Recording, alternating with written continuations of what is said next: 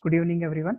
Welcome to the video lectures of Control System Engineering, module number 3, analysis of second order systems. Okay, so in module number 3, we have seen how the time response analysis can be made to improve in terms of the transient response and the steady state response. Okay, similarly, when it comes to any system, okay, when you want to analyze the transient, when you want to analyze the response of the system, it can be analyzed in the form of transient response and the steady state response. Okay, now other than that transient response and the steady state response, you need to calculate what is the steady state error represented by ESS.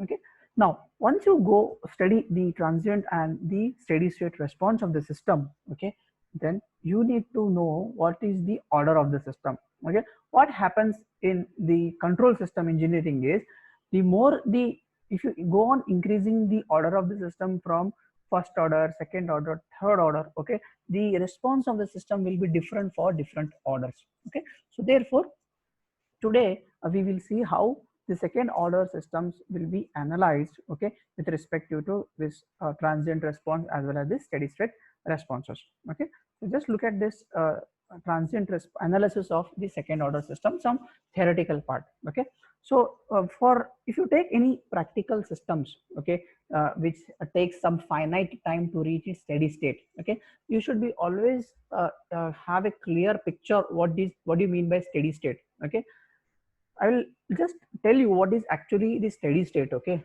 for example, if you are into the race, okay, running race, you just take an example of the run. Take an example of the running race. Okay, what is happening in the running race? Okay, this we have played many such games in during our schooling time. Okay, so there will be one line. Okay, we call it as a start line, and there is one line we call it as an end line, right? So we start our running period, okay, from that particular start point, which is, let us call it as a zero time. Okay, let us call as a zero time. Okay, so there is one more line, it is called as end line or deadline.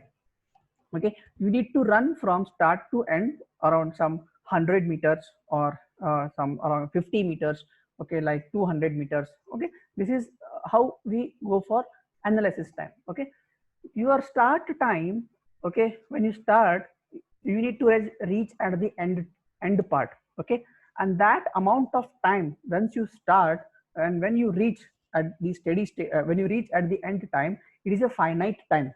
Okay, for example, you require around some, for example, you require some 5 minutes of time.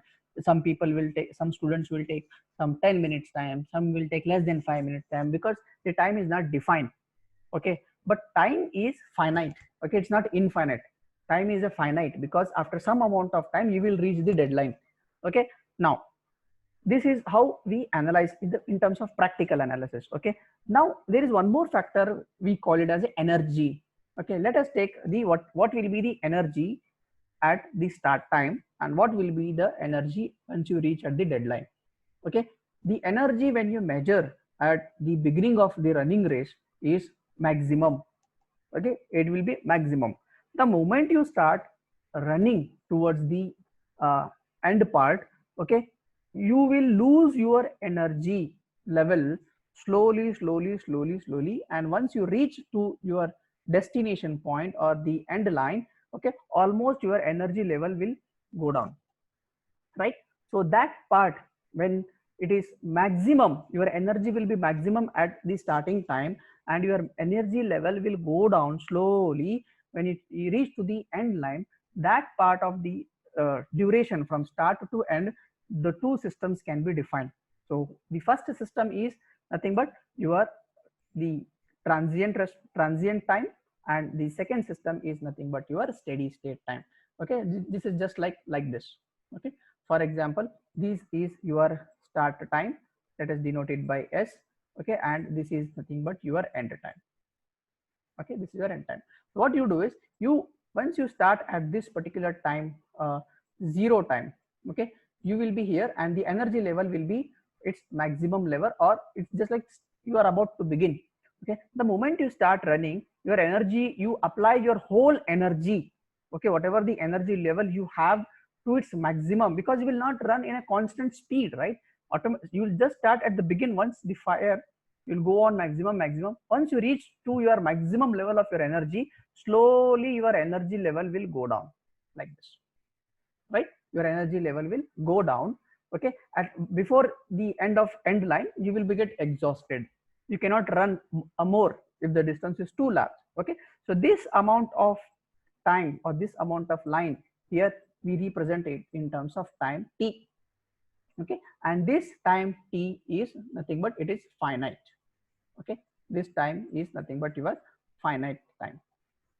We represent it as a finite time. This is how the practical systems will do, and this is nothing but your the peak time, or simply you can call it as a max time. It's a maximum. Okay, so therefore there are two responses can be recorded from this particular example. The first response will be like this part, we call it as the transient response, where you are about to reach to its maximum level.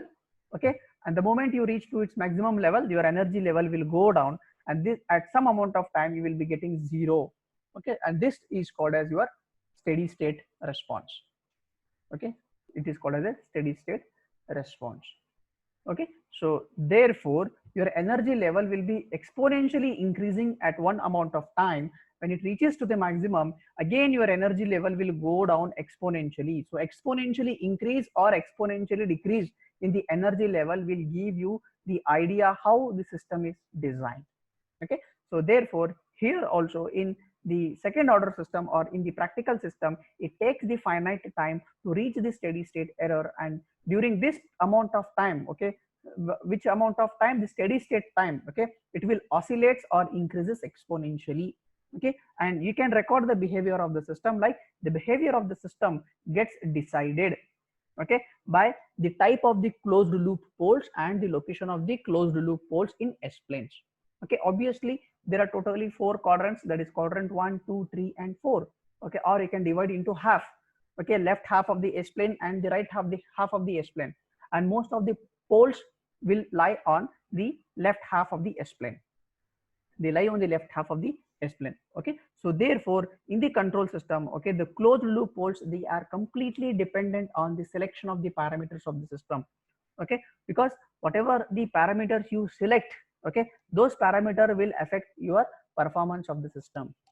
Okay, they will affect the performance of the system. For example, the parameters, like when you take it to the running race, you cannot run by making use of sleepers, because the performance will be something more different. Okay, sometimes the people will use some shoes, okay, sports shoes they wear and they just run. What will be the performance? The performance will be much better. Okay, and sometimes the students, they don't wear neither the sleepers nor the shoes, just by barefoot they will just go on running. What is the performance of the system? The performance of the system, sometimes it will be maximum based on the energy level. Sometimes because of the stones and other things which will prick in to the your foot, barefoot, then you will just, your energy level will get collapsed and you will fail. Your system will completely fail. Okay, so there are some parameters.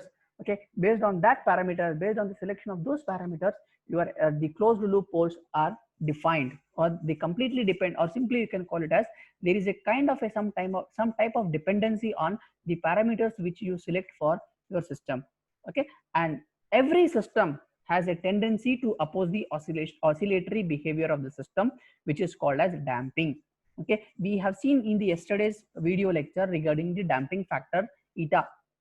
Okay, we have derived the damping factor in terms of PI controller is different, PD controller is different. Okay, in terms of PI and D, it is completely different. They are not same, right? So therefore, there was one topic regarding the increase in the transient response and the increase in the steady state response was you need to change the values. Okay, you need to increase, the improvement can be made by increasing the values of theta, increasing the value of theta, that is called as a damping value. So therefore there is something called as a damping in every system, where it is just like opposed to the oscillatory behavior of the system. Okay, and it has a tendency to control the type of the closed loop poles, and hence the nature of the response can be recorded. Okay, then what do you mean by the damping, and how that damping can be measured? Okay, the damping is measured by a factor, okay, or sometimes by making use of a ratio. Okay, That ratio is called as a damping ratio of the system. Okay, when you measure the damping ratio of the system, then you can able to plot the graph. You can able to get the nature of the response, whether the nature of the response is good, whether the nature of the response is bad.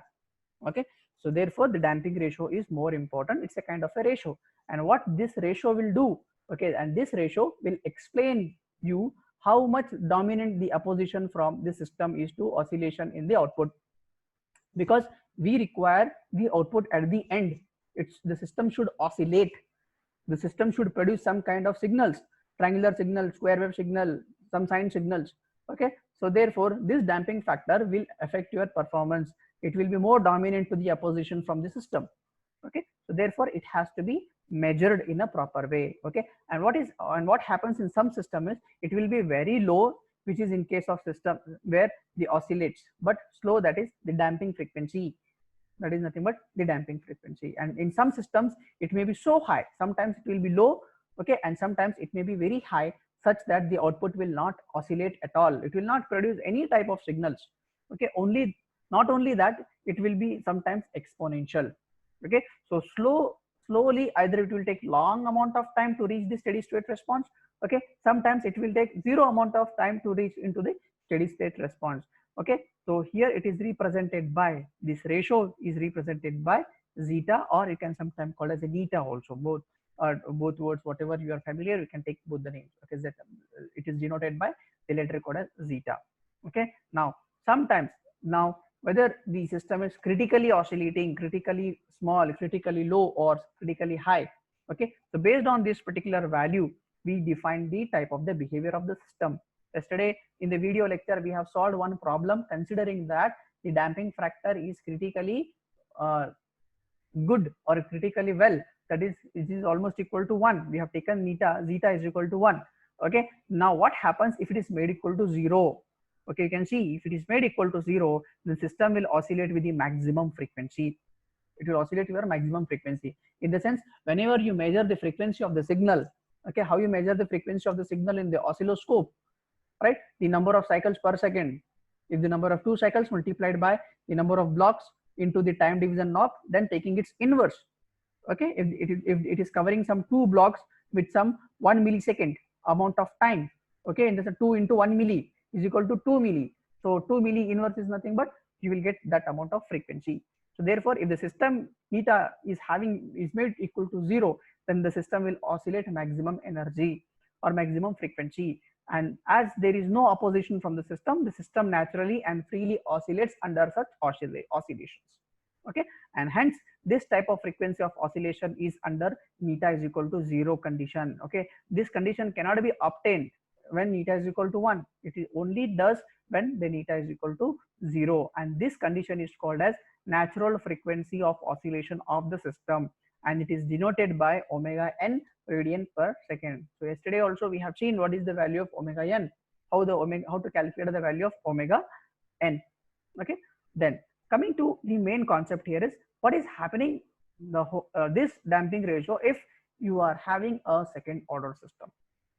Okay, for a second order system, okay, the denominator of the closed loop transfer function is a quadratic. Yesterday we have seen, always once we go for solving the block diagram by finding the C of s divided by R of s, okay, you will get some equations. Okay, I have compared the denominator equation with the standard value, that is s square plus 2 neta into omega n in plus, okay, some kt bracket complete omega n square. Okay, the denominator term of the closed loop transfer function, it is a quadratic equation. Okay, and the coefficients of that particular equations, they are directly related to neta and omega n. Okay, so I will just show you what will be the formula here.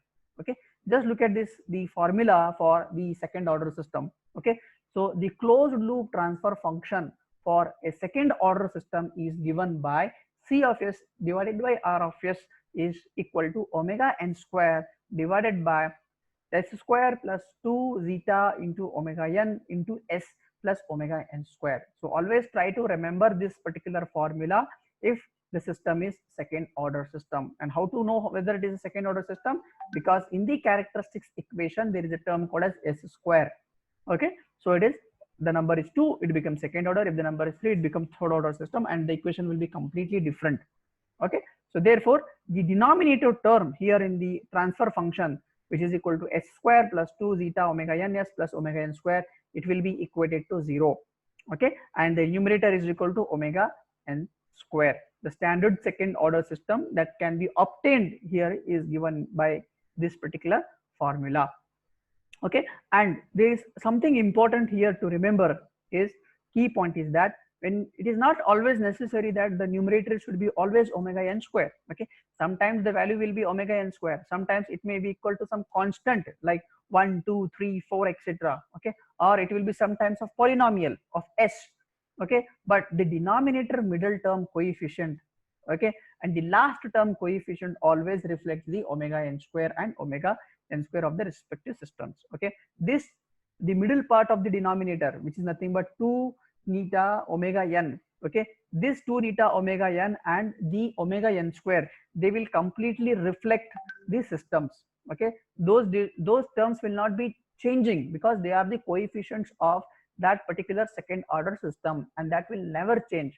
Okay, so by defaultly you can able to calculate the value of neta using this formula also.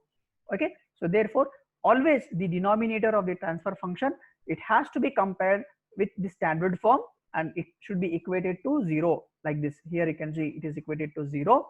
Okay, to decide the values of neta and omega n of the system. Okay, and what about the numerator? The numerator should not be used for comparison to obtain the values of neta and omega n.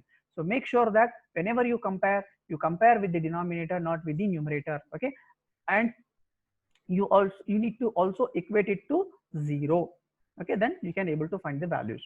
Okay, let us consider one small example with example here. Okay, there is one block diagram which is shown here in figure number 7.21. Okay, so in this figure there is one block, and this particular block is a G block, because usually after summing point we have a G block, and there is a feedback whose h of s value is equal to 1. So G block is equal to 10 divided by s plus 1 multiplied by s plus 2. Okay, so this block can be reduced by block diagram reduction technique. Okay, so whenever there is one G block, one H line, one summing point and one takeoff point, then you can use the direct formula for the transfer function like G of s divided by 1 plus G of s into h of s. Okay, so what is G of s? That is 10 divided by 1 s plus 1 multiplied by s plus 2. Okay, what is divided by 1 plus, right, G of s again, that is 10 divided by s plus 1 multiplied by s plus 2 multiplied by 1, because h of s is 1. You just cross multiply the denominator with 1, so it becomes, even you can multiply also, it becomes s square plus 2s plus 1s plus 2. Okay, so altogether it becomes 3. So s square plus 3s plus 2. This is plus 12. How this is 12? 10 multiplied with this 2. 2 into 1 is 2. So it is 12. This denominator and the denominator will get cancel out each other. Okay, this denominator and this denominator will get cancelled. So 10 divided by s square plus 3s plus 12, you will get this value. Okay, so once you get this particular value, okay, you need to compare the denominator. This denominator value should be equated to 0 first, and this denominator is now a quadratic equation, and this quadratic equation has to be compared with the standard values of this this particular standard values. It should be compared. Here you can see it is written here. Okay, it should be compared. So how to compare the values here is, you can just look at this formula here. So here this standard definition value, okay, here in this 2 neta into omega into s, it should be compared with here. So it is 3s, it is 3s, and the last value is 12. Always the last value indicates your omega n square. So now what is omega n square? Omega n square is equal to 12, use by comparing with this answer. Okay, now what is 2 neta into omega n? This answer. So this answer is equal to 3. It is directly written as 3. So therefore it is 3. So calculate the value of omega n. So omega n is equal to root of 12. Using this answer, you should calculate the value of omega n. So omega n is equal to root of 12 radians per second. Now substitute the value of omega n in this formula. So if you substitute here, it becomes 2 neta into root 12 is equal to 3. So what is the value of neta? Neta is equal to 3 divided by 2 root 12. You will get 0.433 as the value of neta, and this neta is nothing but your damping factor, or you can call it as a damping ratio, which is obtained by omega n square. Okay, so in this way we go for finding the solutions for the given block diagram. Okay, even you can calculate such type of block diagrams, okay, when you can solve any of the problems when once it is asked in the given question papers. Okay, so with this I will conclude the topic of analysis of the second order systems in time response analysis. Okay.